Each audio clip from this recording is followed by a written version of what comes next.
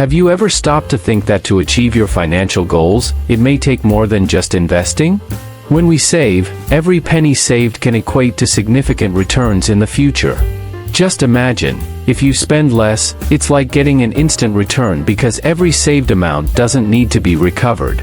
But if you spend more than you should, the difference to be recovered can take much longer to achieve. Saving can be more powerful than you think. And to help you save, I've prepared 7 incredible tips that can make all the difference in your pocket. Before we begin, how about starting with a simple gesture that makes all the difference? Click the like button below, and if you haven't already, subscribe to the channel so you don't miss any amazing content that I'm preparing for you. Get ready, because I'm going to ask several intriguing questions that will challenge your ideas. Grab your phone, as I'd love to read your comments. Let's start with something more conceptual and gradually delve deeper. One of the biggest challenges for those who want to save money is setting realistic goals. Often, people set very ambitious goals, such as saving $1,000, $15,000, or even $50,000. Trying to save all that in just 1 month or 2 may seem like an impossible task. However, it's possible to turn these big goals into smaller, more achievable ones. For example, if you want to save $15,000 in a year, it may seem like a lot, but if you divide that amount into smaller periods, like 6 months, 3 months, or even 1 month, the situation becomes more feasible. Saving $15,000 in a year means saving $7,500 in 6 months, $1,250 in 1 month, and only $41 per day. That's equivalent to saving about $1.73 per hour. By visualizing the goal this way, it becomes easier to see that saving money doesn't have to be a difficult task. For example, saving $41 per day may seem like a lot, but if you consider small changes, like bringing lunch from home or cutting unnecessary expenses, it becomes more feasible. Therefore, when setting savings goals, remember to break down your goals into smaller, more manageable parts. Then I'm sure it will be much easier to say, I can do it. This applies to you saving $500,000 in 30 years, for example. Looking at the value in time, you can say, wow, this is tough, but calm down, break it down into years, months, days, and hours, and it will be much easier for you to understand and achieve. Now, to earn more and save more, you have other videos I've already made about that, check them out. In this video, I'll focus only on how to save more money, so stick with me until the end, especially for the last tips that I've given them a bit more depth for you. For the second tip, imagine a world where saving money is as exciting as playing your favorite game. You start small, like choosing your character in Pokemon. You pick Charmander and start earning XP. With each saving, you gain more experience and become addicted to the process. Dopamine comes into play here. Just like on TikTok, where swiping down to see more videos gives you an instant reward, you can condition your mind to associate saving with a positive feeling. Every time you save, it's like winning an extra round in your favorite game. The secret is to set goals and rewards. For example, if you save throughout the week, you reward yourself with something special on Sunday. This makes the saving process more palatable and sustainable in the long run. Here's the key, you need to reward yourself regularly to keep your motivation high. If you only reward yourself after saving for years, you may end up giving up. But if you reward yourself every week or month, you stay in the game. Dopaminizing the saving process is like installing a new habit in your brain. Over time, it becomes automatic, and you'll be surprised at how easy it is to save and invest for the future. For the third tip, when analyzing how we spend, it's important to consider the study from Cornell University, which reveals that people tend to consume about 92% of what they put on their plate, regardless of size. This applies not only to food but also to our income. When we earn more, we tend to spend more, and vice versa.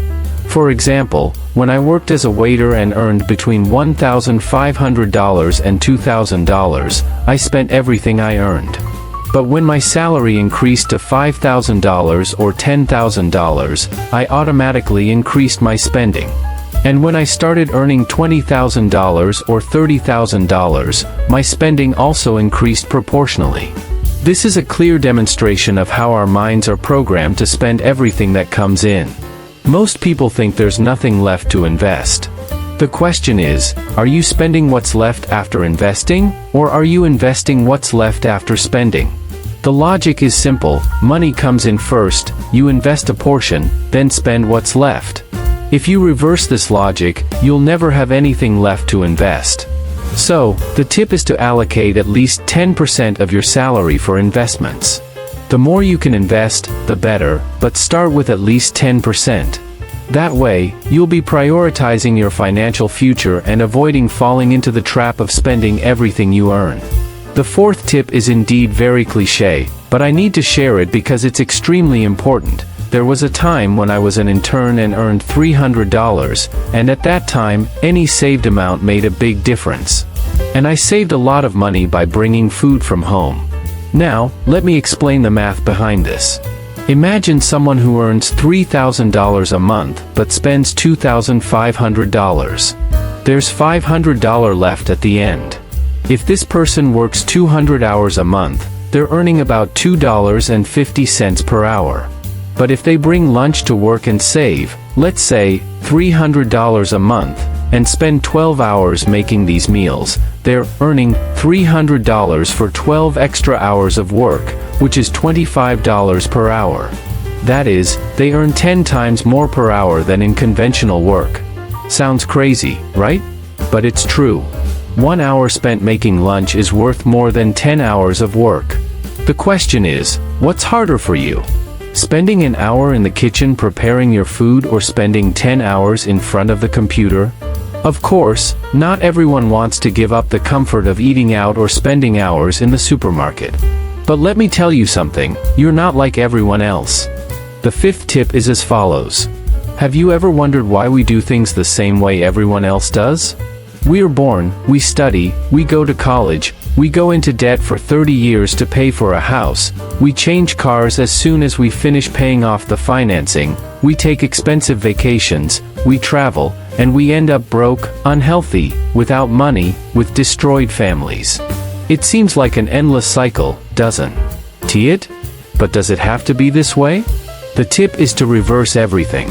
Buy winter clothes in the summer, travel off-season, buy umbrellas on sunny days, do Christmas shopping early, go to the supermarket outside peak hours and without being hungry, and go to the gym at alternative times.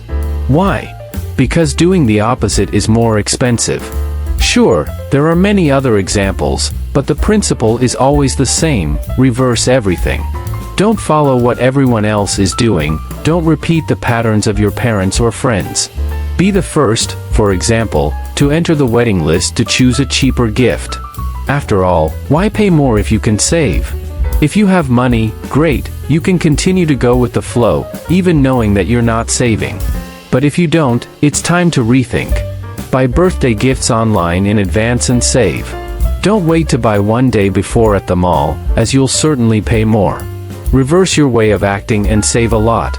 The sixth tip is to invest in knowledge. Investing in knowledge may seem cliché, but it's crucial. There are two types of mistakes, the necessary and the avoidable. The necessary mistake is one that no one has made before, something rare, that you need to go through to learn. The avoidable mistake is common, something many people have already faced and therefore has a solution. For example, if you're thinking of investing in 2024, it's important to understand that you'll probably lose money at the beginning.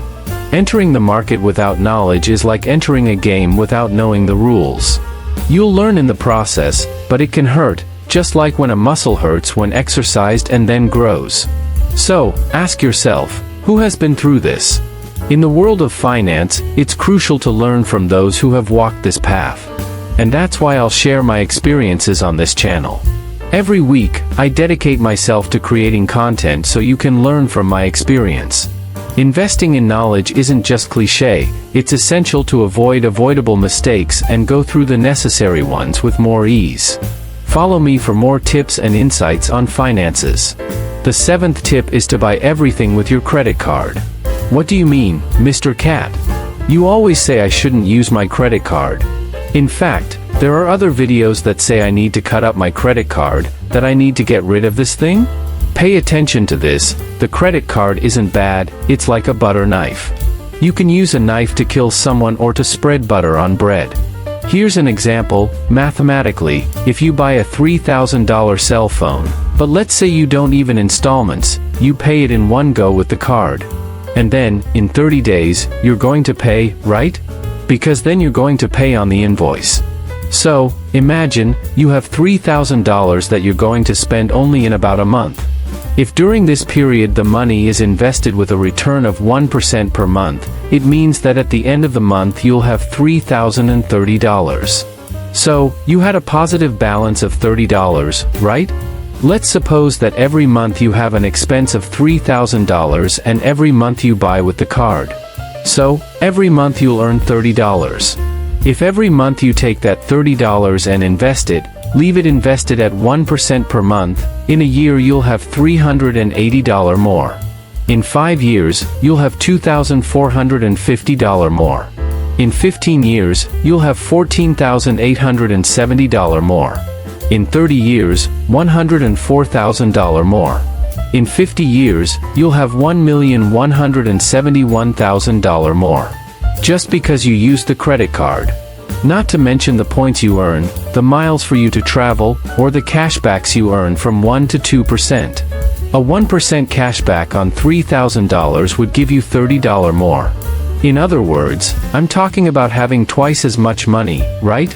So, you make $1 million over time with an expense of $3,000. Tell me, isn't it a great idea? Now, let it be very clear, you have to pay the full invoice because if you don't pay on time, it all goes down the drain and it ends up being more expensive than paying in cash. So, what do you think? Do the tips make sense to you? Leave your opinion in the comments, as I love reading them and knowing what you think about the subject. Oh, don't forget to subscribe to the channel and share this content with all your friends and family. I hope these tips have been helpful to you. Big hug and see you in the next video.